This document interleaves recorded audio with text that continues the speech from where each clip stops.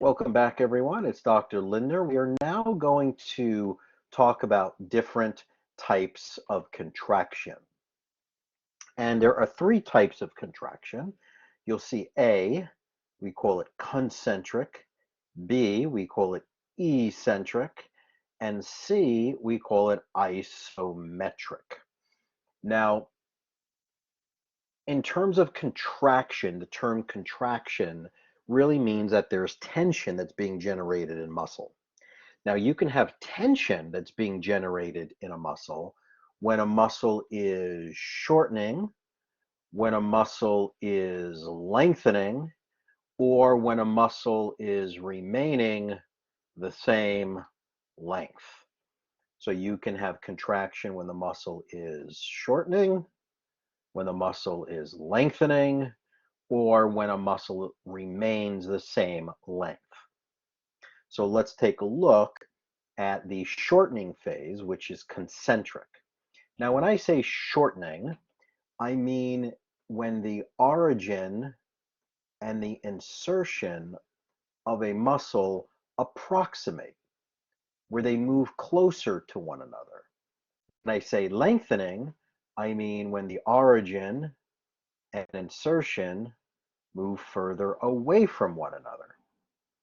Okay, so in the shortening phase, let's say this person, now right here is the biceps brachii muscle, and it's an elbow flexor. And let's say starting position is number 1 and finishing position is number 2. Now, whether this is a dumbbell, whether this is a book, whatever the weight is, this individual is starting at point 1 and they're moving it to point 2. Now, they have to overcome the resistance, which is the weight, plus gravity, right? Because gravity is working its way down.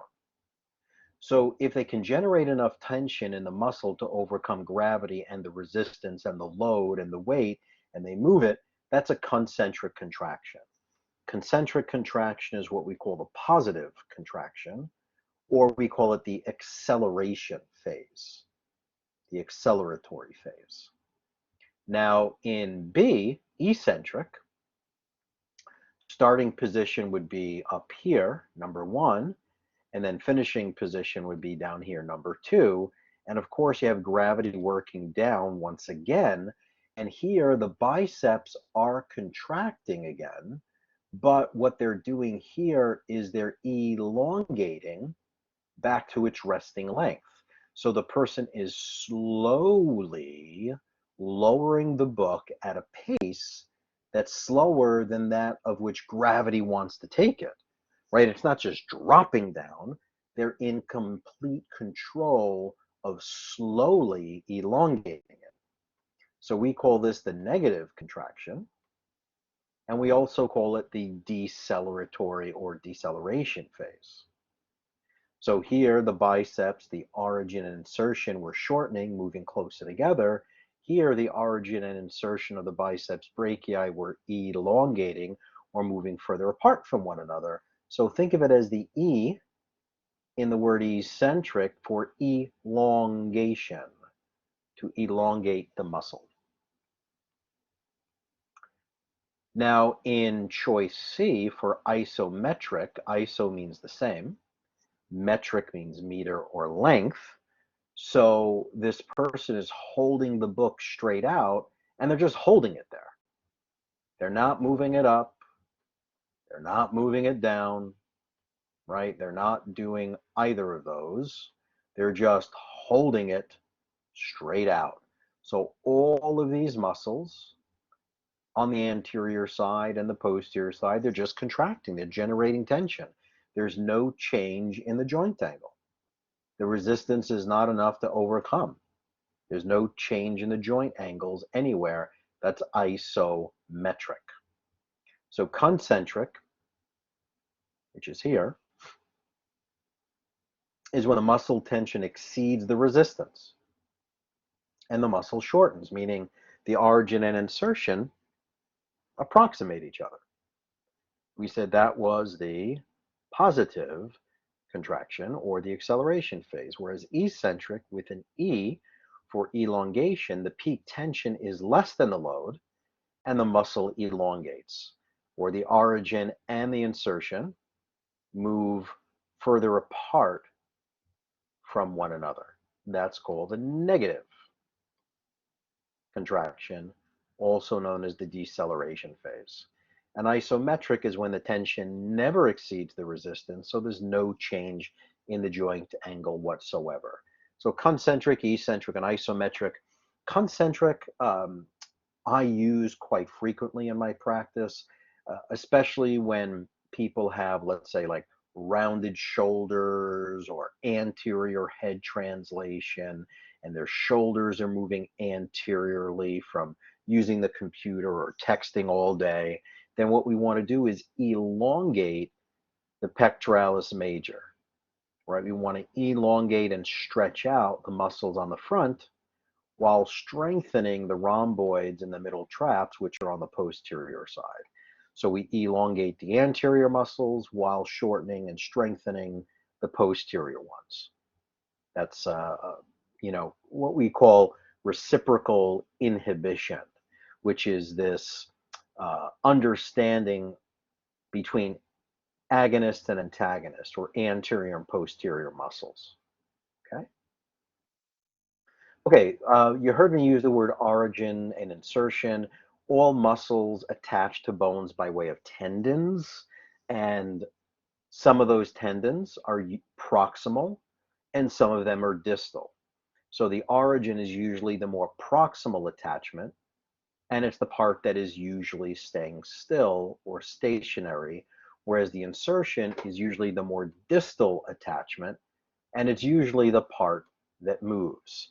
So in this case here, the origin was the stationary part, the insertion was on the radius, and the radial bone was moving. Okay.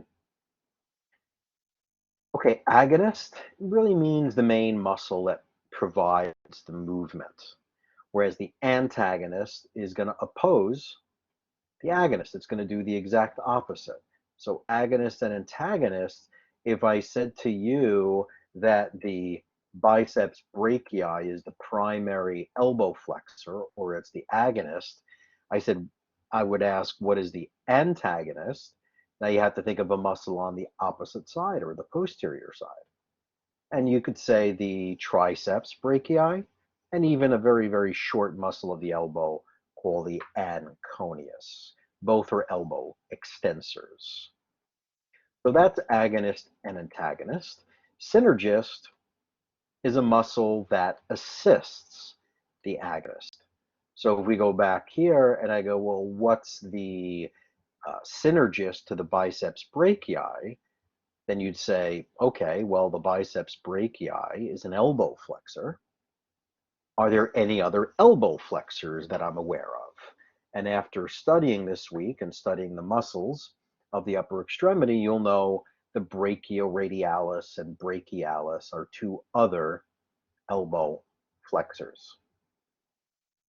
The term innervation, when you look at the word innervation, we see the word nerve, which means the nerve supply.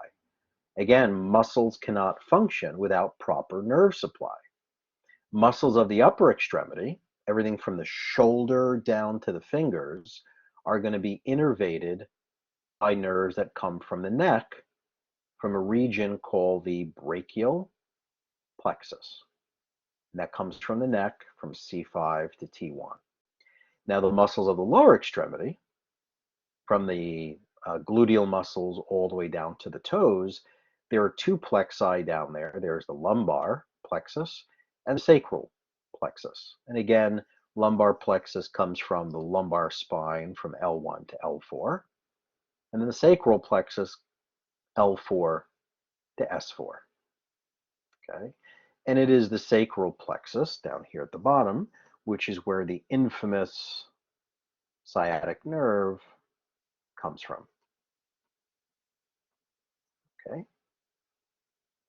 And this is why when there is neck damage or problems in the cervical spine, whether there's a subluxation of a vertebrae in the neck, a misalignment, a disc herniation, bone spur, arthritis, any type of issue in the neck, it can create problems in the shoulder, in the forearm, in the arm, even in the fingers. And those problems can range from numbness and tingling, like pins and needles sensation, to muscle weakness. And this is what we would assess and evaluate. How is the person's muscle strength? How is their sensation? How do they feel things? And then we would also check reflexes. And that tells us the severity of the damage coming from the person's neck. If there's paresthesia or pins and needles, it's probably the least severe. But it's a problem, but just the least severe. And in second place comes muscle weakness.